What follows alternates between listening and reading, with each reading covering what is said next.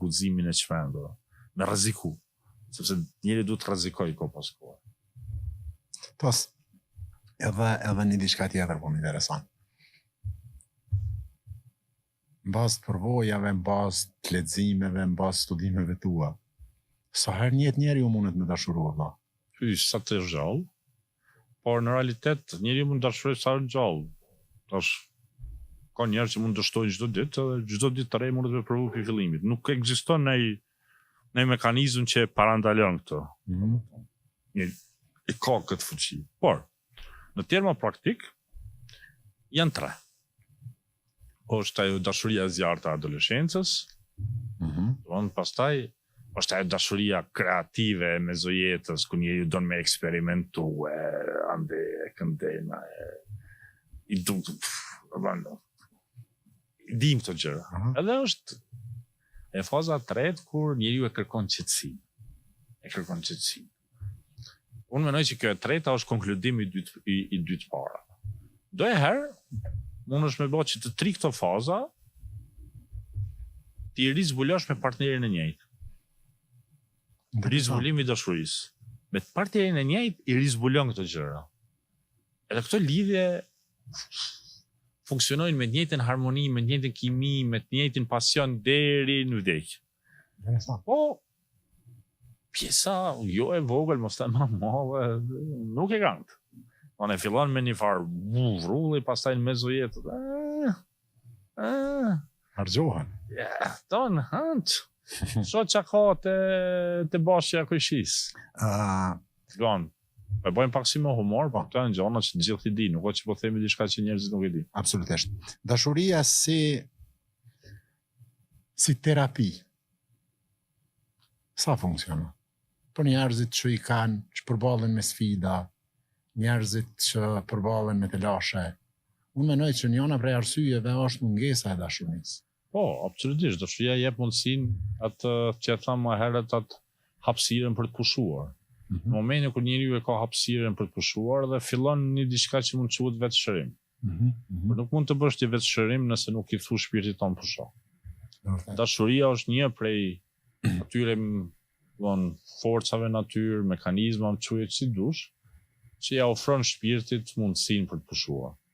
Albatros po më intereson në diçka tjetër jashtë temës dashurisë. 3 vjet e gjysmë jam zhdukun. Kam pas një zhdukje të gjatë. Edhe kur u ktheva më thanë është zhduket Albatrosi. Edhe mora vesh e ke pas një zhdukje 1 vjet e gjysmë. 1 vjet e gjysmë, po. Më tregon çka ka ndodhur. I ka ndodhur shumë çka, po do fokusohem në 3 gjëra. E para është sa po përfundoi sezoni në Top Channel, edhe unë isha i ftuar në disa emisione. Tash ti e din si janë këto emisione në Shqipëri, për shembull, ti del për televizion, njerëz mendojnë që ti jep miliona, ata se dinë kush as i parë sta jep. Domethënë, njerëz nuk e dinë ato, po okay. Edhe po ne e bëjmë për kënaqësi.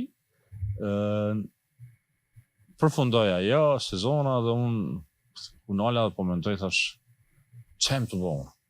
E ndjeva që kanë filluar me përsërit vetë.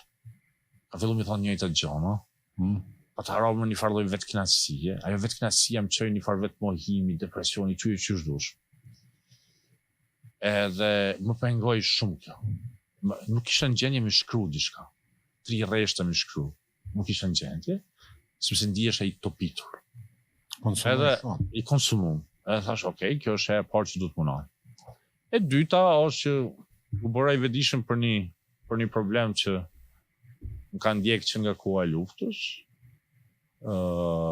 Problemi shëndetit mendor, domethënë unë kam PTSD diagnostifikuar, stresi post-traumatik, i përvojave që i kam përjetu gjatë luftës, po edhe me njerë pas luftës, në periudhë jo e lehtë. Ajo thjesht ti e kupton këtë gjë, besoj më mirë se kushdo tjetër.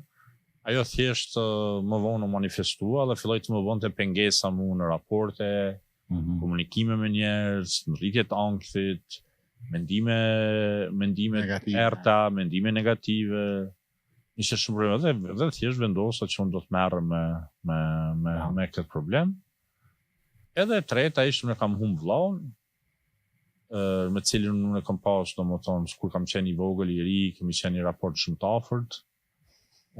Pastaj normal, ku jemi rritë dhe qëllën gjarë, u kriju një lloj largësie që, por unë kam përjetu shumë ranë humbjen e vllaut, edhe thjesht nuk kisha nevojë që të rrija në qetësinë time, pa rrjete sociale, pa diskutime publike, pa asnjë gjë.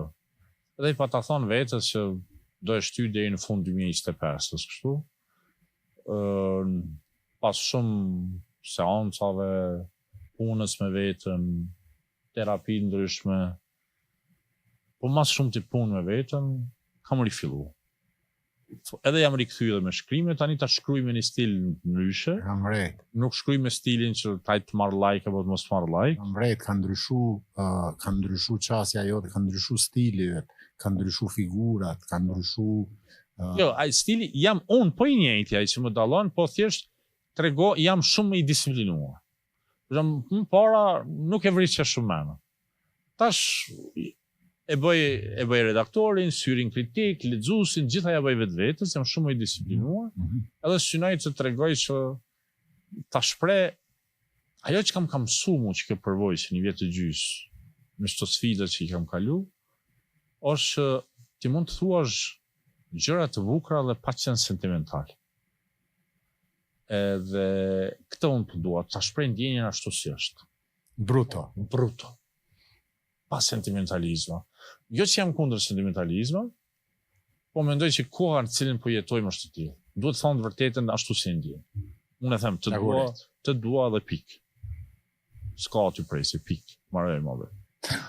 Jo të dua sepse ashtu, jo të dua dhe pik, marrë e punë. Ti je shumë i mirë parë, po çka po ja shton që të porë vëlla. Pik. Nalo, ti je shumë i mirë. Edhe letërsia moderne, poezia moderne është në këto tash ne kemi qenë edhe shok fakulteti, ti e din që unë jam njëri që lexoj shumë, u lumtoj shumë. Poezia moderne është kështu, është në këtë frymë. Unë e besoj që kjo formë, sepse edhe letërsia, poezia evoluon në mënyrë natyrale, është formë e kohës për të shprehë emocione. Edhe një diçka tjetër këtë për fund, po më intereson. Ti e përmene sfidën me cilën e përballë. E përmene pa të dridh qerpiku edhe diagnozën madje që e ki. E përmene edhe punën me veten. Albatros po të lut në shumë, me u drejtu që asaj kamerës tone, edhe me ju thonë krejt njerëzve që nuk ndjehen mirë, me e kërku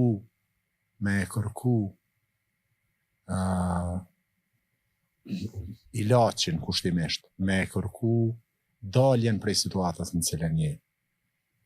Albatros, sy e vesh jam, po du ti prej përvojës tonë me i thonë që nuk është tolp, nuk është marrë me u konsultu me psikologu, nuk është tajbu, po është diçka që jo veç që të shpëton ty, po shpëton edhe familjen tonë,